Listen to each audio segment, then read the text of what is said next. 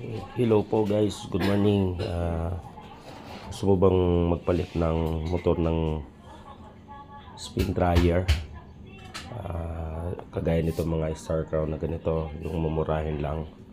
So pwede kayong bumili ng motor sa online pag na-prove nyo na sira yung motor. And then kayo na magkabit. Madali lang naman magkabit nito. So ilan lang naman ito nyo kakalasin. So halimbawa ganyan, sarado siya. Ito po actually may tornilyo yan, dalawa dito. Kailangan matanggal ko. So ito natanggal na to. Tanggalin mo lang yan para ma-access mo sa likod. And then ilang bang tornilyo yan. Pwede mo siya ihiga. So ito gas na naman kaya hiniga ko kung ano. Kung makinis pa yung inyo sa pinan nyo ng karton. So isa, dalawa. Tapos sa gilid. May isa pa doon. Tatlo. Tapos sa kabilang gilid. Bali, apat na tornilyo lang kakalasin natin. So yan, dumi lang yung isa. Pag nakalas natin yan, ito kakalasin din natin. Isa, dalawa, tatlo. So pag nakalas na yan, ito, kailangan natin ito ibaba. Yun o, hinalta ko lang So pagbalik ganun din. Haltakin mo lang para mag-release siya. And then yan, kalasin ko muna to, So ganun lang, tanggalin lang tornilyo, hindi papakita ko susunod na step para matipid tayo sa oras. O yan na nga boss, natanggal ko na yung mga tornilyo doon sa gilid. Bali, sabi ko sa inyo, apat dalawa, tatlo, apat. Tapos yung dito, ito sa motor. So pag natanggal na natin, haltakin lang natin yan pa ganun, para makuha natin yung or ma-access natin yung motor sa loob. Yan, haltakin lang natin So nga pala yung ating capacitor nakasaksak doon sa butas, haltakin lang natin palabas ganun. Tapos itong plug putol na, papaltan ko na to, ganun lang para ma-access natin ng ayos. So pag naano na natin yung hose, bagting lang yan, so matatanggal na natin yung pinaka cover sa ilalim. So yan na, so dilinisin natin yan maya maya so ganun lang. Pag natanggal na, so kailangan natin kumuha ng tools T o kaya L So isang G's, isang 12 or 8 at saka 12. So kulang ako ng tools. Kailangan natin matanggal yan para mahaltak. Nandun pala sa top box ko yung yung 12 ko at saka yung 8 T So sa pagtanggal nito, unahin natin ito, yung pinaka lock 12. So nakaano lang naman yan.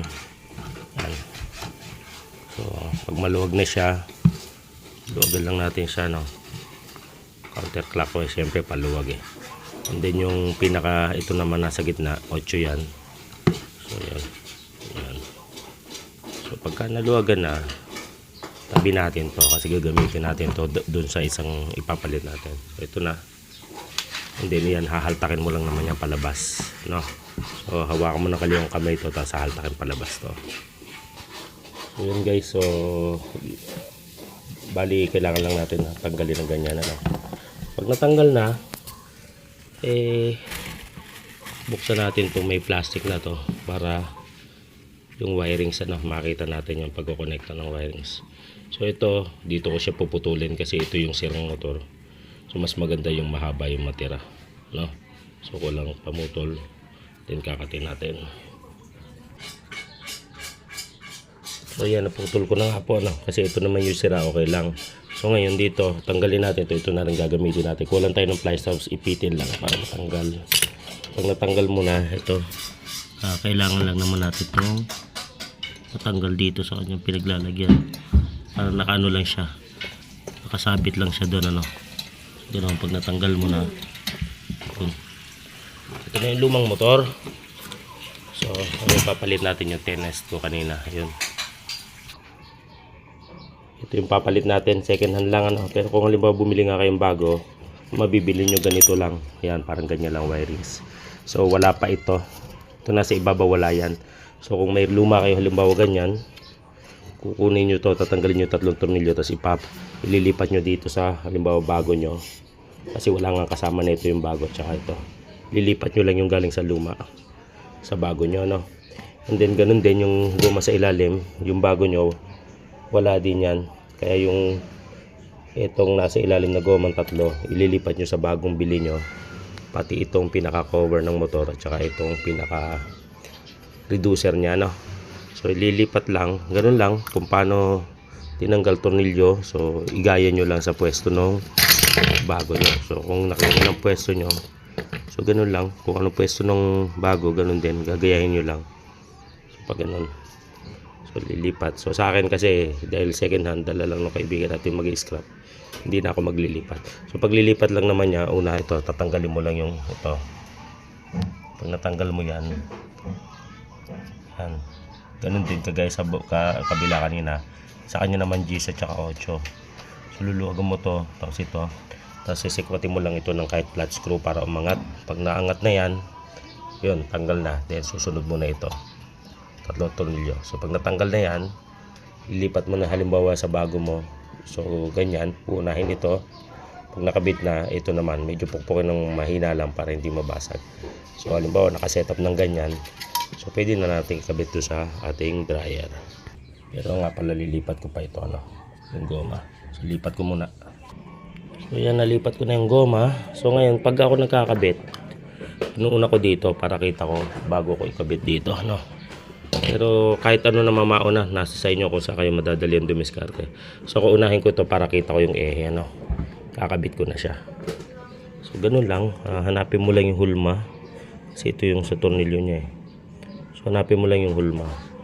Dapat ito may ng tornilyo dito tatama. So ikabit lang natin. Kung ano nga mauna, depende sa diskarte nyo, yan, parang ganyan, So yan. So kabit ko muna. Ayan, kung naipasok nyo na ng sagad, ibalik na natin tornilyo tinanggal kanina. So syempre, unahin natin yung 8 higpitan, bago yung 12 na lock. So higpitan ko muna. So yan guys, higpitan ko na. Pilitin ko makuha to in 10 minutes, para guided kayo. So ngayon, pag mahigpit na, kabit naman natin to yung sa kanyang brake, kanina. So ganun lang kung paano natin tinanggal. So ano lang naman yan, nakaganyan, Tapos ipabalik yung spring do sa butas. Baka gaya lang paano lang natin tinanggal kanina. So unahin ko lang dito. Yan. Kabit lang natin. May kanal naman yan, So, pasok lang natin sa kanal. Tapos yun na yun. Yan. So kabit na siya. Then, tapos ito naman, ipapasok lang natin doon sa yun. Gaya kung paano natin tinanggal kanina. Pasok doon para mag-lock. So yan, nakabit na natin yung spring. So mamaya na natin to babalik, So susunod, kukunin na natin to. So yung wirings, mamaya na natin intindihin yung wirings, explain ko din yan sa inyo. So kunin na natin to. And then, so vice versa lang ng pagkalas kanina, balik na natin yung hose dito sa butas. Tapos naman yung ating motor is yan, ito siya yan, dyan nakaharapan, So mapapasin nyo yung kanyang wire nandito sa harap. So ganun lang, papasok lang natin to pabalik. Ganun lang, vice versa lang nung ginawa natin. And then kakapain natin yung paa para maidikit dito. Yan ito, yan, igagano lang natin. So kailangan natin hawakan para may So tornilyohan muna natin ng isa, para may, yan, tornilyohan muna natin ng isa. Yan, tinornilyohan ko muna isa.